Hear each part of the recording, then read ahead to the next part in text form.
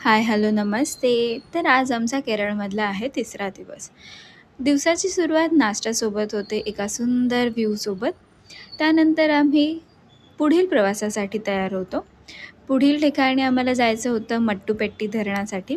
मट्टुपेट्टी धरण हे तिथे असं एक धरण आहे, की जिथे इलेक्ट्रिसिटी जनरेट केली जाते त्या धरणाच्या इथून.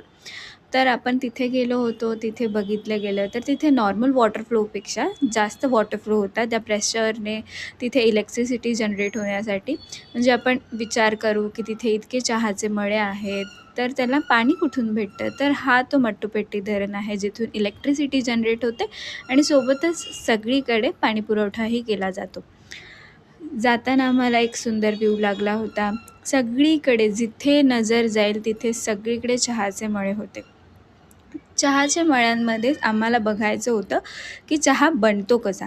तर ते आम्ही बघण्यासाठी आलो होतो चहाच्या फॅक्टरीमध्ये, चाय बजार.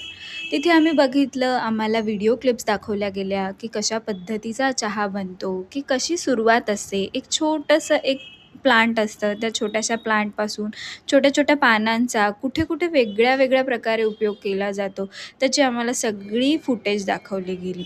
त्यामध्ये आम्ही बघितलं, की कसा चहा असतो, चहाची कोणती पानं कुठल्या चहा बनवण्यासाठी वापरला जातो. जसे ग्रीन टी असते तशी व्हाईट टीसुद्धा असते. तर त्यासाठी वापरला जातो. आणि हा व्ह्यू तुम्ही बघत असाल तर हा चहाच्या फॅक्टरीच्या इथला व्ह्यू आहे. खूप छान असं निसर्गरम्य वातावरण होतं. चहाची फॅक्टरी बघून झाल्यानंतर आम्ही गेलो रोज गार्डनला.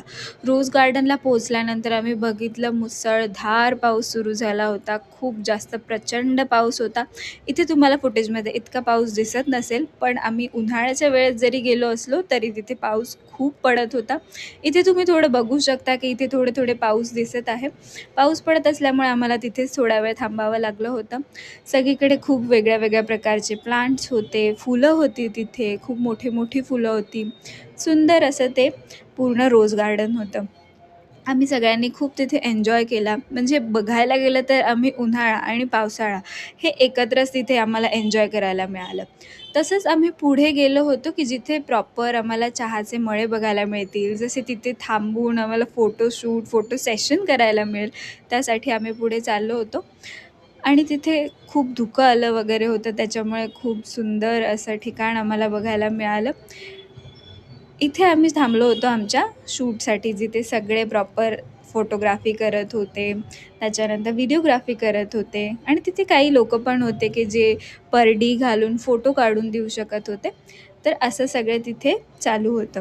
तिथे एक असा मोठा डोंगर होता, की जो मला अगदी गणपती असल्यासारखा वाटत होता, की गणपती कसा एक असा हात लावून झोपतो तसा. त्यानंतर आम्ही गेलो चॉकलेट फॅक्टरीमध्ये. चॉकलेट फॅक्टरीमध्ये गेल्यानंतर तिथे इतका सुंदर वास येत होता चॉकलेटचा. एकदम मेल्टेड चॉकलेट, तिथे त्याचं मेकिंग कसं होतं, कुठल्या-कुठल्या वेगळ्या-वेगळ्या प्रकारचे चॉकलेट असतात. आम्हाला तिथे मिरचीचेही चॉकलेट त्यांनी खाऊ घातलं. त्याच्यानंतर तिथे बाकीच्या फ्लेवरचेही चॉकलेट्स होते. त्या चॉकलेटच्या फॅक्टरीमध्ये चॉकलेटसोबतच अजून अँटिक पीसेससुद्धा होते, की जसे की काही असं आपण म्हणू शकतो, की लाकडामध्ये कोरलेल्या गोष्टी असतील किंवा एखादे हत्ती वगैरे असेल, असे वेगळ्या-वेगळ्या प्रकारचे तिथे केरळाचे स्पेशल म्हणू शकतो, बोट म्हणू शकतो. जसं की इथे बघताय बुद्धांचे विविध मूर्त्या होत्या. तर that's it for the day. तुम्हाला माझा ब्लॉग आवडला असेल तर नक्कीच माझ्या चॅनलला सबस्क्राईब करा. Thank you for the watching. Bye bye.